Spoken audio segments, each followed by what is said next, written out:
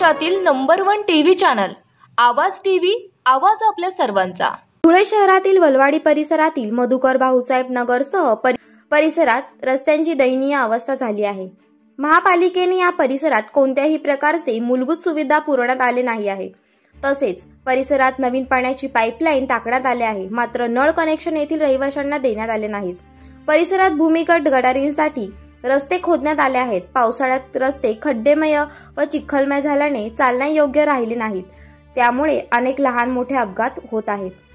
तात्काळ महानगरपालिकेने रस्त्यावर खडी मुरुम टाकून रस्ता करून देण्यात यावा अशी विनंती महापालिका आयुक्तांकडे परिसरातील नागरिकांनी केली आहे।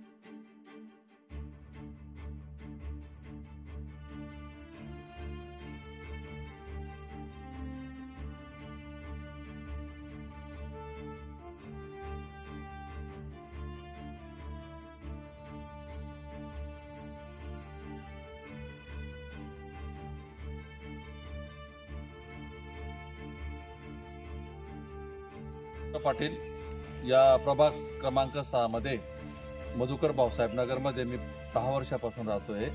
या ठिकाणच्या कॉलनी परिसरामध्ये रस्त्यांची अवस्था फार बिकट आहे। या ठिकाणी जो परिसर आहे काळी मातीचा असल्या कारणाने आता पावसाचे दिवस आलेले आहेत। या बारीक पाऊस पडल्यामुळे या ठिकाणी शाळकरी जी मुलं आहेत रोज ही सायकल स्कूटीवरून पडतात, फ्रॅक्चर होतात।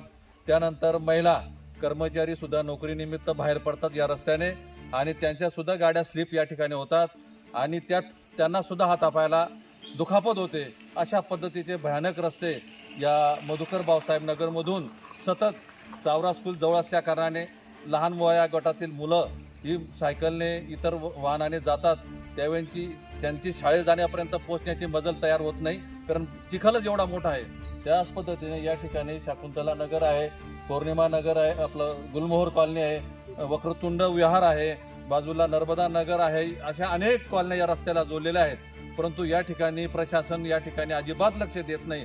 तरी या आमच्या भागाचा लवकरात लवकर विचार करून रस्त्यांची जी अवस्था आहे ती लवकर दुरुस्त करावी। शेजारच PWDने मंजूर केलेला पाटबंधारे नकाने रोड आहे, याला कच्चं काँक्रीट टाकलेलं आहे, परंतु आज मितीला त्या रस्त्याकडे कुणीही पाहत नाही, बांधकाम विभाग सुद्धा पाहत नाही आणि तो रस्ता पूर्ण करत नाही।